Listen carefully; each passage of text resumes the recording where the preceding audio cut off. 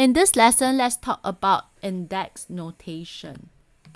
So recall in the lesson on multiplication for algebra, we say that x times y is equals to xy.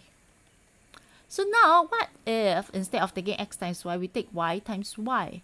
So y times y, we'll write it as y square. Okay, just think about 3 times 3. We have learned index notation is 3 square. So if I change 3 to y, it'll be y square. And if now I were to multiply y 3 times, it'll be written as y cubed. Similarly, if I take 3 times 3 times 3 times 3, it'll be 3 cubed, right?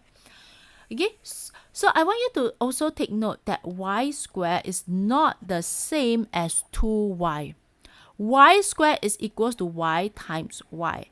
Okay, and 2y is equals to y plus y. So think about it as if y is equals to 9.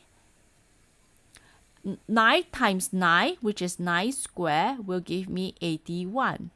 But if I have 9 plus 9, which is 2 times 9, will give me 18. So therefore, you must always remember, don't get confused, y square and 2y are two different things. They are totally different, okay? So when you multiply the same term together, you will have a power. So how many times you multiply it will tell you the power.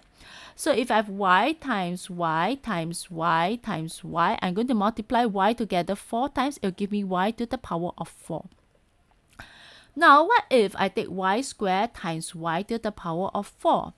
Well, you can think of it as y squared is basically y times y, right? This is y squared.